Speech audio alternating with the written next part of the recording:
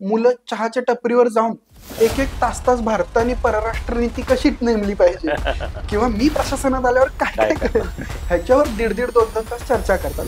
पहिलं क्रेडिट तर आपल्या जिल्ह्यात सुद्धा आहे की आपण म्हणतो की शिवछत्रपतींचा राजधानीचा जिल्हा आहे, त्याच्यामुळे एक देशसेवेची भावना आहे ही अगदी लहानपणापासूनच आपल्यात आलेली असते. 10वी-12वीचे निकाल लागतील किंवा आता शैक्षणिक वर्ष नवीन सुरू होईल त्यावेळेला बऱ्याच जणांचं UPSC कडे जाणं किंवा त्या दृष्टीनं प्राथमिक तयारी करणं असं चालू होईल. तर त्यांना तुम्ही काय सल्ला द्याल? तर मग त्यांनी पहिल्यांदा तर मला स्टॉक मार्केटचे काही प्रश्न विचारले आणि त्याच्यानंतर त्यांनी विचारलं की तुम्हाला फायनान्स सेक्रेटरी जर केलं भारताचं आणि मग तुम्हाला कळालं की एक फ्रॉड होतोय तर त्याच्यासाठी तुम्ही कसे रिस्पॉन्ड कराल. या सर्व प्रवासात कुठला असा क्षण आला तुम्हाला की असं वाटलं की बस आता हे सगळं आपण थांबूया, आता आपल्याला हे शक्य नाही?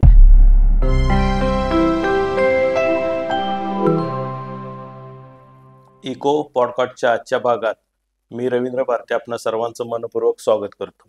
आज आपण भेटणार आहोत अशा व्यक्तीला ज्याने केंद्रीय लोकसेवा आयोगाची म्हणजेच UPSCची महाकठीण आणि प्रतिष्ठेची परीक्षा आपल्या जिद्द चिकाटी आणि परिश्रमाने यशस्वीरित्या पार केलेले असे आपल्या साताराचे सुपुत्र प्रणव विनय कुलकर्णी यांचे मी आज या ठिकाणी स्वागत करतो. प्रणवने UPSC परीक्षेत संपूर्ण देशामध्ये 256वी रँक मिळवत घवघवीत यश संपादन केलेलं आहे. आपण त्याच्या ह्या यशोगाथा त्याच्या तोंडूनच आपण ऐकणार आहोत.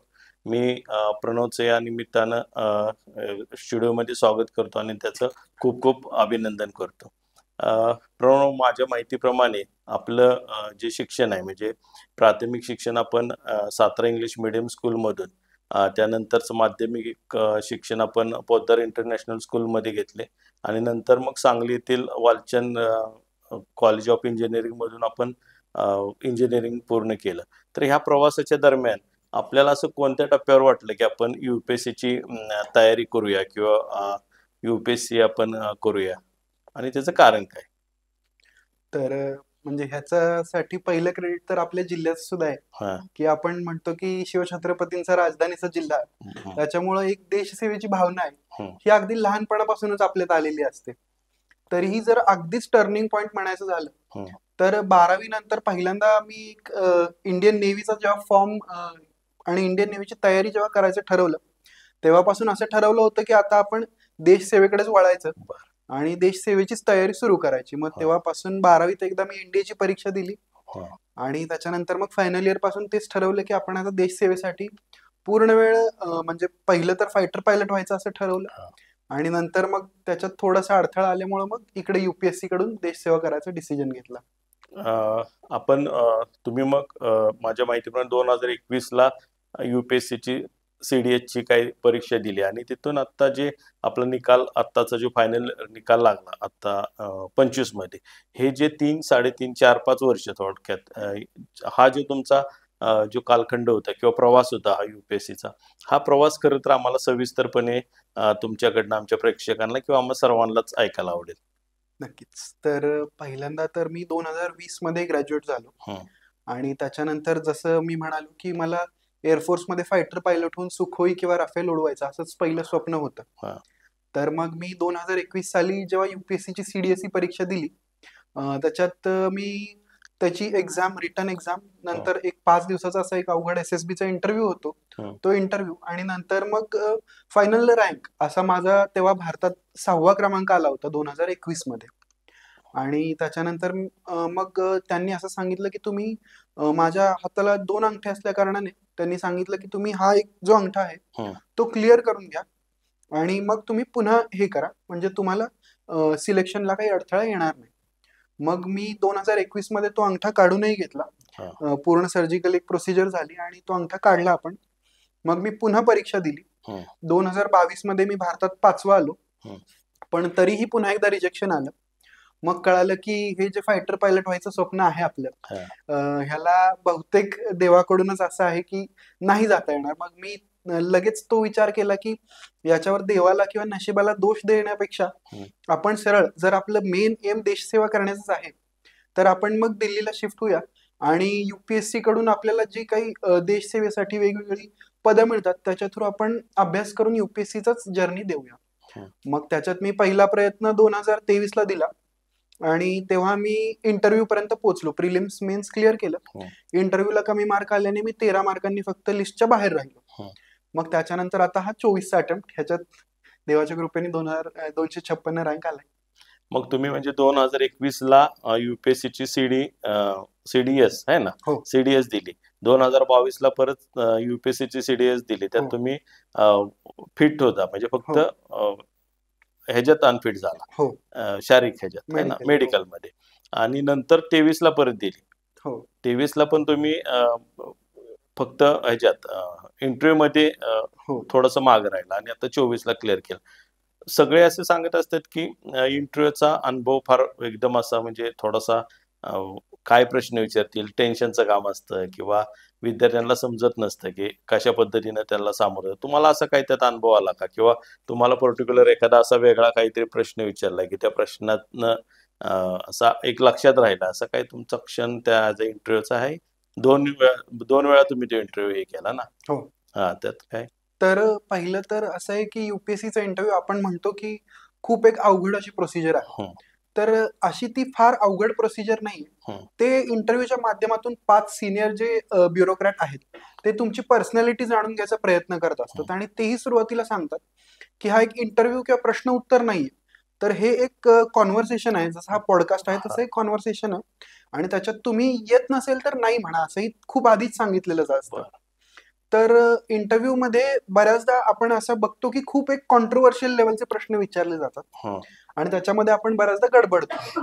तर त्याचं एक सोपं उत्तर द्यायचा तरीका म्हणजे तुम्ही दोन्ही साइड्स अनालाइज करा. की तुमचा कशावरही जर प्रश्न विचारला की ह्याच्यावर तुमचं मत काय, तर एकच सरळ एकाच बाजूने उत्तर देण्यापेक्षा त्याच्या दोन्ही बाजू सांगा.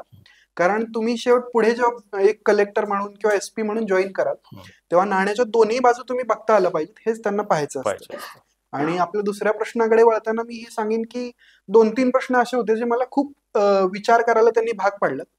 तर त्याच्यातला पहिला प्रश्न त्यांनी असा विचारला की जेव्हा तुम्हाला विधान परिषदेचे आमदार सिलेक्ट केले जातात तेव्हा शिक्षकांसाठी रिझर्व्ह जागा आहेत, मग डॉक्टर्स, इंजिनियर्स हे जे बाकीचे प्रोफेशन्स आहेत याच्यासाठी रिझर्व्ह जागा का नाहीये?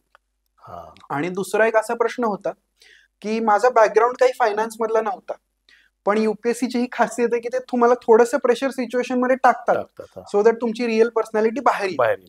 तर मग त्यांनी पहिल्यांदा तर मला स्टॉक मार्केटचे काही प्रश्न विचारले की ब्लू चिप स्टॉक्स काय असतात, अल्गो ट्रेडिंग काय असतं, इनसायडर ट्रेडिंग काय असतं, आणि त्याच्यानंतर त्यांनी विचारलं की तुम्हाला फायनान्स सेक्रेटरी जर केलं भारताचं आणि मग तुम्हाला कळालं की एक फ्रॉड होतोय तर त्याच्यासाठी तुम्ही कसे रिस्पॉन्ड कराल. आणि त्याच्यात मग मल्टिपल डायमेन्शन्सनी विचार करून मी ते उत्तर दिलं होतं आणि मलाही वाटलं होतं की मी एक चांगलं उत्तर दिलं.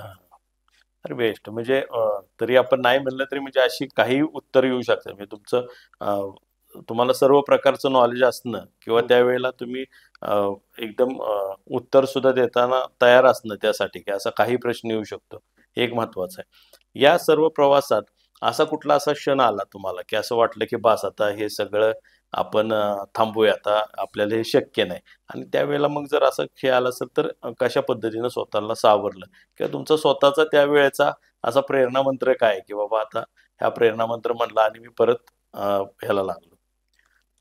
तर युपीएससी असं आहे की युपीएससी बद्दल असं म्हणतात की only thing predictable about UPSC is unpredictability. की परीक्षा ही इतकी अनप्रेडिक्टेबल आहे की आपल्याला स्वतः तयार राहणं सोडून काही पर्याय नसतो. तर 2 वेळा असं झालं की मला असं वाटलं की आता आपण खूप म्हणजे लो लेवलला आहे आणि आता उडी खूप मोठी घ्यायला लागणार.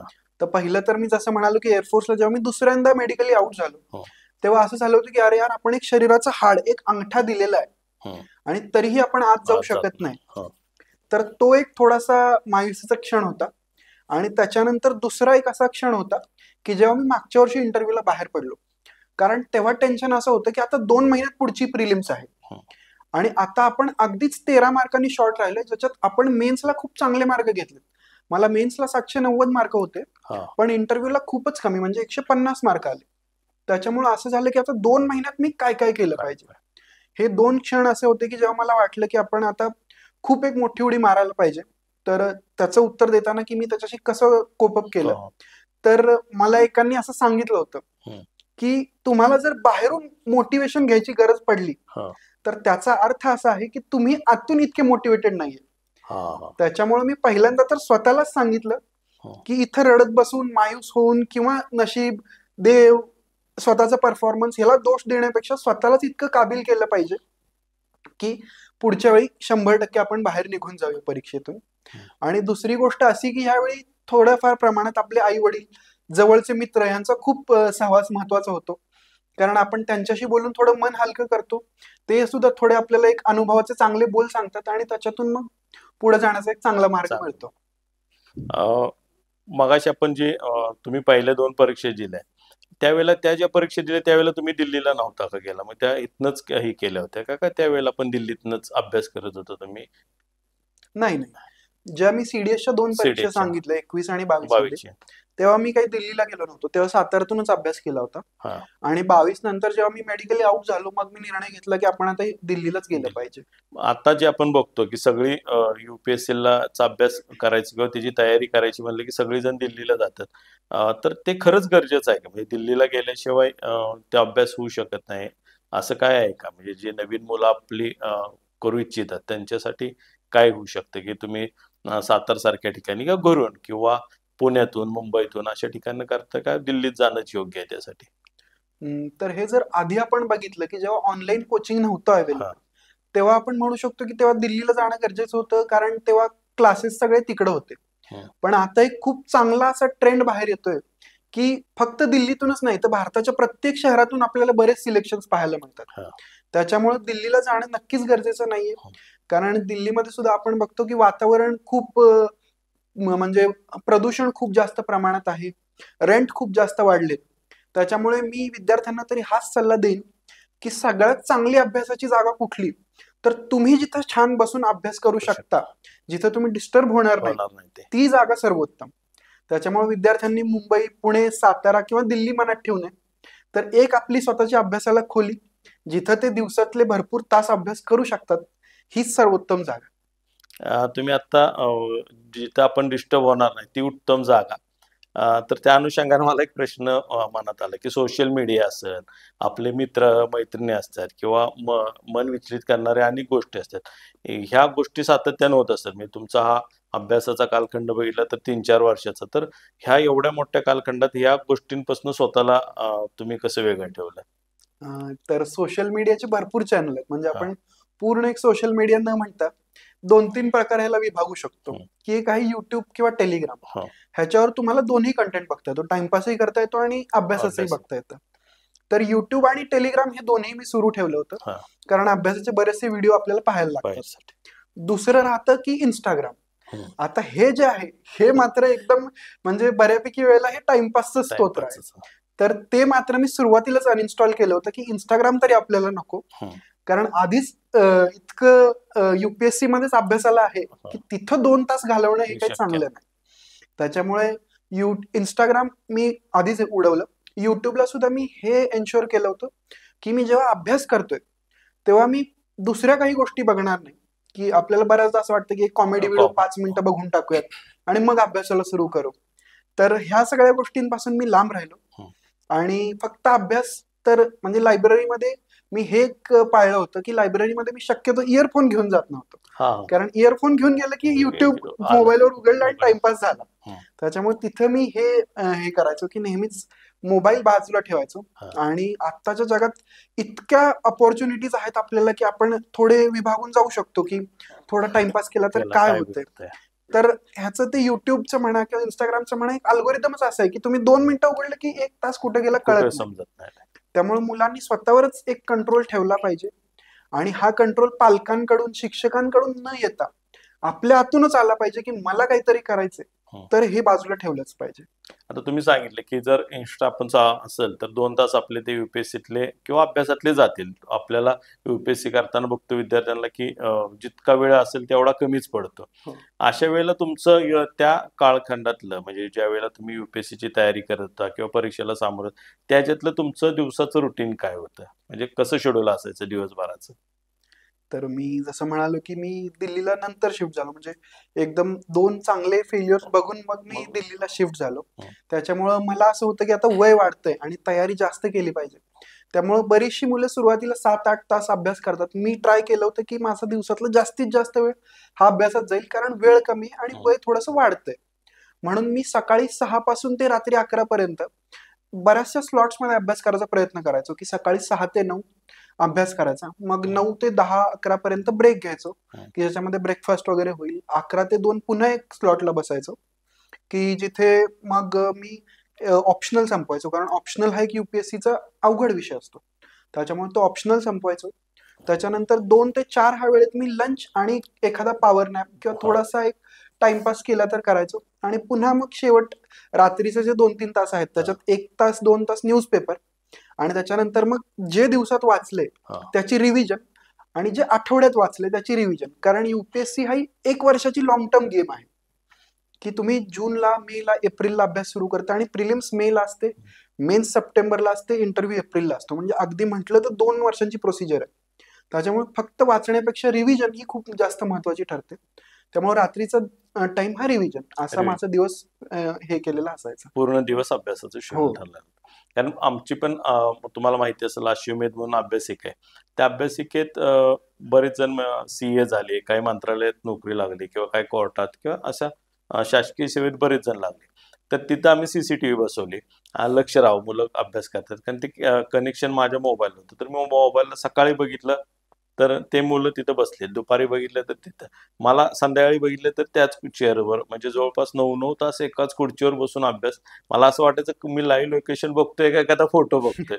तर इतका तास खरं एका खुर्चीवर बसून अभ्यास करणं हे काय म्हणजे सोपं नाही. म्हणजे प्रत्येकाला वाटतं की आपण प्रशासकीय सेवेत किंवा अधिकारी म्हणून जावं, पण त्यासाठीचे कष्ट घेणं इतकं सोपं नाही. तुमच्याशी बोलल्यावर लक्षात येतंय की तुमचं युपीएससी किंवा प्रशासकीय सेवा हीच टार्गेट ए होतं, प्लॅन ए होता. प्लॅन बी असायचं काही कारण नाही, तरी पण तुम्ही समजा ही करत होता, तर त्यावेळेला तुमच्या डोक्यात प्लॅन बी काय होता का, की समजा आपल्याला इथं अपयश आलं तर आपल्याकडे दुसरा पर्याय म्हणून काय आपण त्यावेळेला असं काही विचार केला होता का?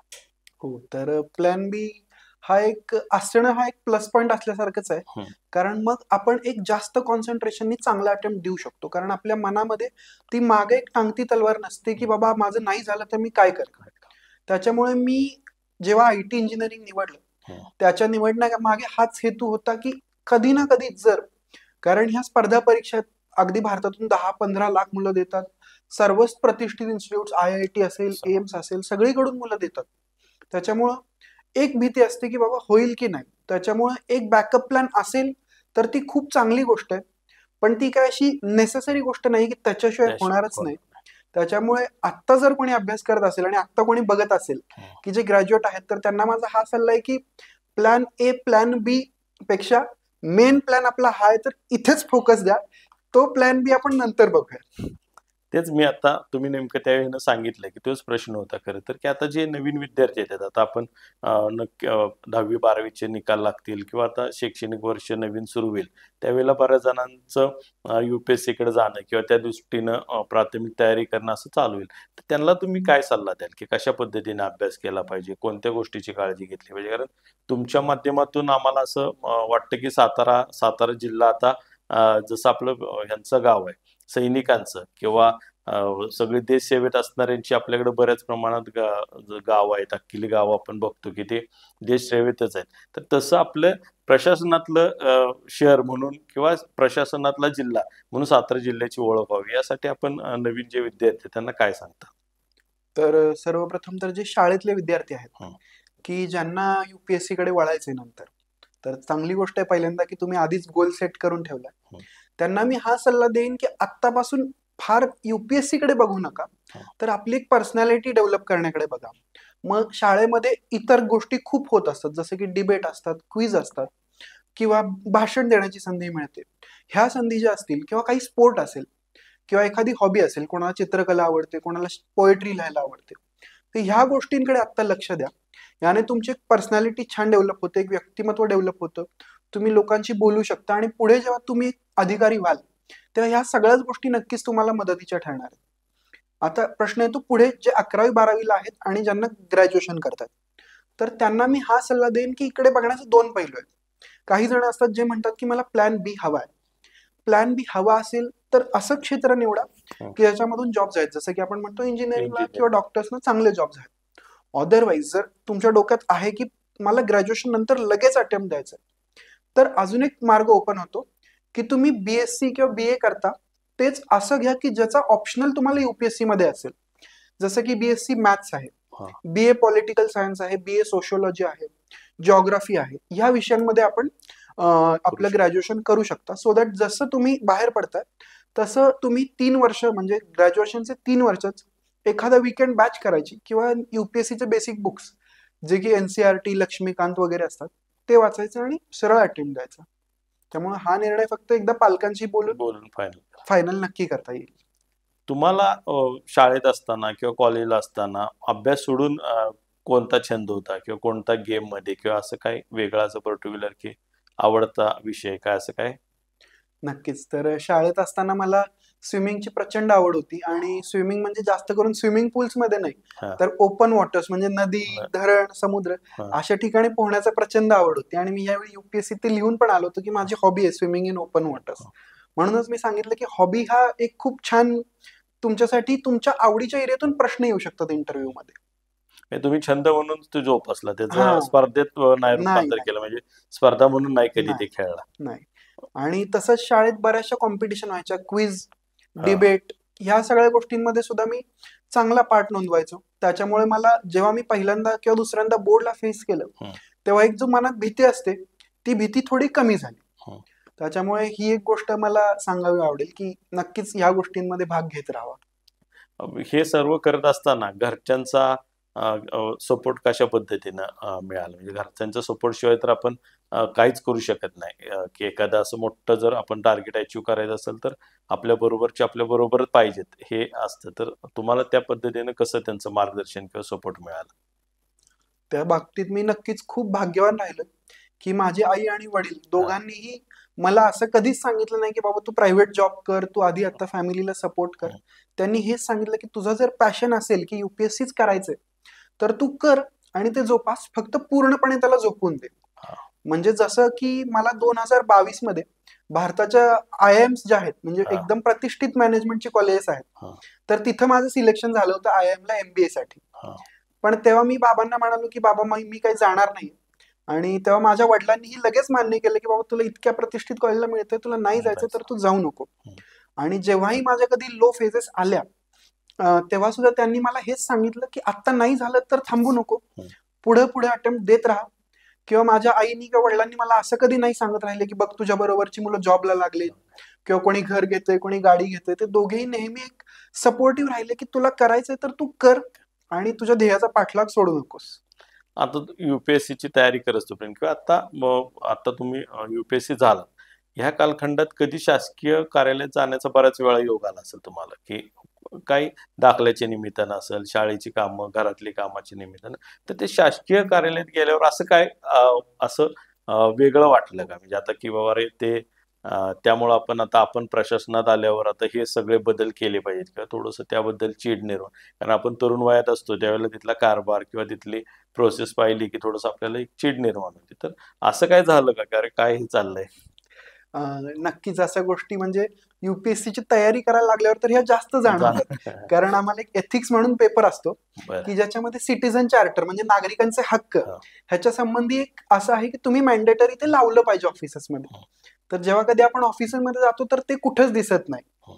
किंवा टेक्नॉलॉजी जास्तीत जास्त वापरली पाहिजे, लोकांना जास्तीत जास्त ऍक्सेसिबल झालं पाहिजे, ह्या गोष्टी आपण वाचतो. पण जेव्हा आपण खऱ्यामध्ये जातो तेव्हा त्या फार दिसत नाही. पण आता म्हणजे मी एक गोष्ट तरी चांगलीच सांगेन की टेक्नॉलॉजी खूप जास्त प्रमाणात आता वापरली जाते, की आपण लायसन्स म्हणा किंवा बाकी गोष्टी म्हणा इथे आपण ऑनलाईन ऍप्लिकेशन करू शकतो. त्याच्यामुळे ह्युमन इंटरव्हेन्शन खूप कमी झालेलं आहे, खूप प्रमाणात कमी झालंय.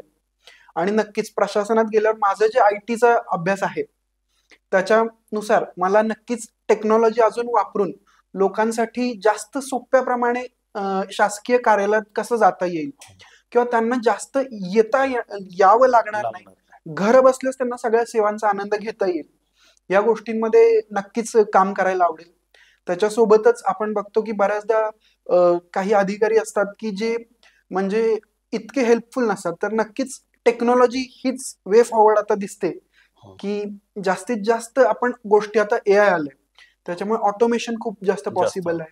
लोकांना चॅटबॉट आपण आता भारत सरकारही भाषिणी वगैरे कडून चॅटबॉटची खूप छान सुविधा करून देते. तर या गोष्टी नक्कीच लोकांच्या भल्यासाठी वापरायची अशी इच्छा आहे. नाहीतर काय होतं बऱ्याच वेळेला तरुणपणात किंवा प्रशासनात जायच्या आधी सगळ्यांची इच्छा असते की आपण तिथं जाऊ, नागरिकांची तातडीनं कामं करून देऊ, किंवा आपण भ्रष्टाचार मुक्त शासन आपलं असलं पाहिजे किंवा भ्रष्टाचार असता कामा नये. पण आपण बघतो की त्या ह्याच्यावर गेलं की त्या पद्धतीनं काम होताना दिसत नाही. म्हणजे मग त्या सिस्टीमचा दोष असेल, आपण त्या व्यक्तीला दोष देत नाही, त्या सिस्टीमचा एखाद्या वेळेला दोष असल्यामुळं पण पण आपण जर एकंदर बघितलं सगळी चर्चा, तर सगळ्यांचा होप्स किंवा सगळ्यांच्या आशा आता तरुणांवर आहेत. तरुण असे डायरेक्ट एवढ्या मोठमोठ्या पदावर येतात. त्यामुळे आपण बघतो की चांगल्या पद्धतीनं गतिमान प्रशासन होऊ शकतं, नागरिकांची चांगल्या पद्धतीनं कामं होऊ शकतात. तर ह्याकडे तुम्ही कशा पद्धतीने बघता की हे कसं अजून चांगल्या पद्धतीने नागरिकांचा विश्वास, म्हणजे प्रशासन बाबा एखाद्या ऑफिसला गेलो की आपलं खरंच योग्य ते काय काम असेल ते होईल किंवा त्यांना योग्य ते न्याय मिळेल, अशी भावना त्यांच्या मनात निर्माण होईल, यासाठी आपण काय करू शकतो? नक्कीच. तर आपण जसं म्हणालात, की काही ठिकाणी प्रशासनाबद्दल थोडीशी निगेटिव्ह भावना आहे. पण बरेचसे आपण अधिकारी असेही बघतो, की जे खूप छान काम करतात आणि गावागावात भरपूर सुंदर प्रकारे बदल घडवून आणतात. त्याच्यामुळे आपण जसं म्हणालात, की येणारी नवीन पिढी प्लस आधीचे सुद्धा खूप छान काम करणारे अधिकारी यांचा गाईडन्स या दोघांच्या संमेलनाने खूप छान प्रशासन लोकांपर्यंत आपण देण्याचा प्रयत्न नक्कीच केला पाहिजे. त्याच्यासोबतच आपण असं बघतो, की आजकाल की जो गावातून येणारा माणूस आहे, त्याला एक ॲक्सेसिबिलिटी नाहीये. म्हणजे त्यांना नीट असं कळत नाही, की नक्की गेलं कुठल्या डिपार्टमेंटमध्ये पाहिजे किंवा तिथे जरी ते गेले, तरी त्यांना योग्य ती उत्तरं मिळत नाहीत. तर याच्यासाठी मी जसं अभ्यास करताना शिकलो, की सेन्सिटायझेशन, की त्या अधिकाऱ्यांना सांगितलं पाहिजे, की तुमची जबाबदारी ही आहे आणि त्याच्यामुळे तुम्ही जेव्हा एखादा येतो, तेव्हा त्याच्याशी त्याच्या लेव्हललाच बात करा. त्याच्यामुळे त्याला एक तुमच्याशी बोलताना न्यूनगंड वाटणार नाही. हे नक्की मला म्हणजे माझ्या अंडर जे कोणी असतील त्यांचं सेन्सिटायझेशन हे नक्की करायला आवडेल, सो दॅट जो कोणी अगदी सर्वात खालच्या वर्गाचा सुद्धा मनुष्य असेल, की अगदी गरीब आहे, त्याला सुद्धा प्रशासनात येताना तो एक भारताचा नागरिक म्हणून येतोय, ही भावना आली पाहिजे आणि समोर सुद्धा बसलेला भारताचा नागरिक आहे, हे त्याला जाणीव झाली पाहिजे, की समोर हा साहेब आणि मी त्याला म्हणणारा साहेब असं असण्यापेक्षा दोघेही आम्ही समान आहे, ही भावना जास्त आणण्यात चांगलं वाटेल. आता तुम्ही सांगितलं की प्रशासनात काही चांगले अधिकारी आहेत, काही थोडेसे हे असतील, त्यामुळे प्रशासन खराब बदनाम होत असेल. पण खरंच चांगले अधिकारी प्रशासनात बघायला मिळतात. सातारा जिल्ह्याला सुद्धा आपण बघतोय की या 5-10 वर्षात अतिशय चांगले अधिकारी मिळाले. त्यांच्या माध्यमातून सातारा जिल्ह्यात चांगली चांगली कामं झालेली आपण बघितलेली आहे. म्हणजे जे यंग नवीन टॅलेंट येत आहे त्यांच्या माध्यमातून अतिशय चांगली कामं होत आहेत आणि ते आशादायक आहे. आता आपण वेगळा विषय म्हणजे की बघतो की आपण जे UPSC करणारी सर्व मुलं आहेत किंवा तयारीसाठी की त्यांच्या असं डोक्यात असतं की कुठला तरी कोचिंग क्लास पाहिजे किंवा कोचिंग शिवाय UPSC होऊच शकत नाही. तर त्याबाबत तुम्हाला काय वाटतं की कोचिंगची खरंच इतकी क्लासची, म्हणजे कोचिंग असणं ठीक आहे, पण कोचिंग क्लासच लावला पाहिजे किंवा एखाद्याशी पर्टिक्युलर एखादाच क्लास लावला पाहिजे, असं काय आहे का त्यात? तर म्हणजे पहिल्यांदा तर मी माझ्याबद्दल सांगेन, की मी सुद्धा ऑप्शनलचा असा एक फाउंडेशन कोर्स केलेला आहे 3-4 महिन्यांचा. पण जे GSचे बाकी 4-5 पेपर असतात, त्यांची मी फाउंडेशनल कोचिंग केलेली नाही. त्याच्यामुळे एक अनुभवाने मी नक्की सांगेन, की कोचिंग गरजेचं नाहीये. आणि एका अंदाजे हे पण आहे, की कोचिंग अगदी तुम्ही जरी घेतलं, तरी सुद्धा ते सफिशियंट नाहीये. त्याच्यावर तुम्हाला स्वतःहून अभ्यास करून, कधी-कधी वृत्तपत्रांमध्ये चांगला डेटा येतो. तो स्वतःच्या उत्तरांमध्ये लिहिणं, स्वतःला अपडेट ठेवणं, ह्या सगळ्या गोष्टी इथे आपल्यालाच करायच्यात. त्यामुळे तुम्ही अगदीच नवे असाल आणि NCERT वाचताना तुम्हाला असं कळालं, की मला नाही समजत आहे, तर नक्कीच तुम्ही कोचिंगकडे जावा. म्हणजे त्याच्याकडे एक वाईट किंवा चांगली गोष्ट म्हणून बघू नका. तर एक असं बघा, की ह्याच्यातून मला एक फाउंडेशन मिळेल. त्याच्यामुळे हा पूर्णपणे तुमचा डिसिजन आहे, की जर तुम्ही स्वतःहून समजून आणि आधीच्या वर्षांचे प्रश्न बघून जर तुम्ही उत्तर त्या प्रश्नांची स्वतःहून देऊ शकाल, तर कोचिंगला जाण्याची गरज नाही. जर असं वाटलं की माझा बॅकग्राऊंड आतापर्यंत पूर्ण सायन्स वगैरे असाच आहे की ज्याच्यामुळे मला हिस्ट्री, जिओग्राफी हे विषय नवीन नवीन वाटतात, तर नक्कीच ते घेण्यालाही काही हरकत नाही. आता आपण तुम्ही तर रूमवरच राहत होता, तर रूमवर राहत असताना तुमच्याबरोबर अनेक मित्र असतील तुमच्या बरोबर, तर तुमचे त्यांचे संबंध कसे होते की एकमेकाला सपोर्टिव्ह होते किंवा कशा पद्धतीचं एक वातावरण तुम्ही रूमवर सगळे युपीएससी करायच्या तयारीनं आलेले, वेगवेगळ्या भागातनं वेगवेगळ्या शहरातनं आलेले, प्रत्येकांची कुटुंबाची वेगळी काय संस्कार असतील किंवा प्रत्येकाचे राहणीमान वेगळं असेल, तर तुम्ही सगळे एकत्र येताना तुमच्यात काय चर्चा असायची किंवा तुमच्यातलं वातावरण कसं असायचं? तर नक्कीच मला म्हणजे ह्या बाबतीत सुद्धा मी थोडासा भाग्यवान आहे की रूममेट्स मला नक्कीच चांगले मिळाले हां. होते. त्याच्यामुळे आम्ही जेव्हा कधी भेटायचो, कारण यूपीएससीची तयारी अशी आहे की तुम्ही बऱ्यापैकी लढाई आहे 90-95% लढाई एकट्याने लढायची आहे. त्याच्यामुळे असं होतं की तुम्ही थोडेसे एकटे पडू शकता या तयारीमध्ये. तर ह्याच्यामध्ये रूममेटचा एक चांगला वाटा येतो, की जेवणाचा वेळ असेल, रात्री हं. झोपण्याची वेळ असेल, यावेळी काही गंमत-जंमत झाली, गप्पा हां. झाल्या किंवा कधी-कधी अभ्यासातली काही गोष्टी आपल्याला कळत नसतात, की अरे बाबा ह्याचं उत्तर असं कसं? माझं तर विचार करण्याची पद्धत ही आहे. मग त्याला माहीत असेल, की अरे नाही हे असा-असा विचार केला तर असं उत्तर येतं. हा नक्कीच एक पीअर ग्रुपचा चांगला फायदा आहे. फक्त पीअर ग्रुप सोबत डिस्कशन्स हं. हे जास्ती करून अभ्यासाचेच व्हावेत. बरोबर. ह्याचं थोडं जास्त विद्यार्थ्यांनी लक्ष द्यावं आणि हे डिस्कशन सुद्धा थोडेसे लिमिट करावेत. कारण असंही बऱ्याचदा होतं, की मुलं चहाच्या टपरीवर जाऊन हां. 1-1 तास-तास भारताने परराष्ट्र नीती कशी नेमली पाहिजे किंवा मी प्रशासनात आल्यावर काय काय-काय करेल, करणार? ह्याच्यावर 1.5-1.5, 2-2 तास चर्चा करतात. त्याच्यामुळे ह्याच्यापेक्षा आधी मी प्रशासनात कसा जाईन ह्याची हे जास्त काळजी घ्या, चर्चा त्याचा केली अभ्यास पाहिजे. करा आणि मग नक्कीच हे करा. नाही, मी हा प्रश्न अशा अनुषंगाने विचारला, कारण हा सगळं युपीएससी हा मानसिक तणावाचा म्हणजे जसं अभ्यासाचा आहे, हे पण ह्याच्यावर मानसिक तणाव असतो आणि हा तणाव कुठेतरी हे झाला पाहिजे, मोकळा झाला पाहिजे. ताणतणावातून तुम्ही बाहेर म्हणून ही मित्रांची आपल्याला गरज असते किंवा त्यांच्याशी चर्चा. आपण बघतोय की यूपीएससीच्या मध्ये जे मुलं जातात तिथं थोडंसं तणावामुळं असेल किंवा स्ट्रेसमुळं असतील, ते व्यसनाधीन झालेले आपल्याला बऱ्याचशा वेळेला पाहायला मिळतात, की पालक सुद्धा त्यामुळे हताश होतात, की त्यांच्याकडनं मुलांबाबतचं असं एक स्वप्न असतं, की हा प्रशासकीय चांगला अधिकारी म्हणून जाणार आहे किंवा आणि ते ज्यावेळेला तो परत येतो, त्यावेळेला तो पूर्ण व्यसनी होऊन आलेला असतो किंवा वेगवेगळे नाद लागलेले असतात. त्याबाबत तुमचा काय अनुभव किंवा तुम्ही काय सांगता? मी सुद्धा तयारी करत असताना मी ह्या बाबतीत म्हणजे बऱ्याच जणांच्या जणांना मी पाहिलं, हं. की थोडंसं पालकांच्या जास्ती दबावामुळे असेल किंवा ही तयारी जशी तुम्हाला एक एकटं पाडणारी तयारी आहे याच्यामुळे असेल किंवा ओव्हरऑल अभ्यासात स्ट्रेसमुळे असेल, थोडंसं व्यसनाकडे मुलांचा जाण्याचा कल थोडासा येतो. हं. तर याच्यावर नक्कीच मुलांनी हे लक्षात घ्यावं, की व्यसनामुळे माझं सिलेक्शन होणार नाहीये. म्हणजे थोडाफार स्ट्रेस आला म्हणून मी एखादं व्यसन केलं, हं. तर त्या व्यसनामुळे माझं शरीर तर तबाह होणारच आहे. पण माझा मौल्यवान वेळही वाया जाणार आहे, की ज्याच्यामध्ये मी थोडासा सराव करून जास्त चांगला अभ्यास करू शकतो. हां.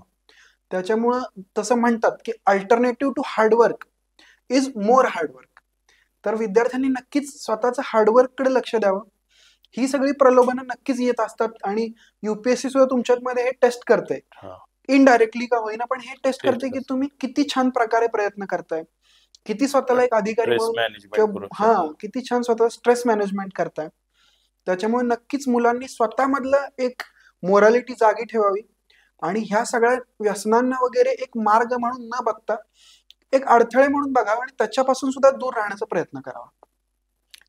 सातारा शहरात किंवा सातारा तालुक्यातनं तुम्ही पहिलेच यूपीएससी झालेले असताल असं वाटतंय. ह्याच्या आधी काही ऐकण्यात आलं नाही, की सातारा शहरात किंवा तुमचं मूळ गाव परळी ना? हो. परळी गावातनं अशा ग्रामीण भागातनं कोणतरी झालेलं आहे असं कधी ऐकण्यात आलं.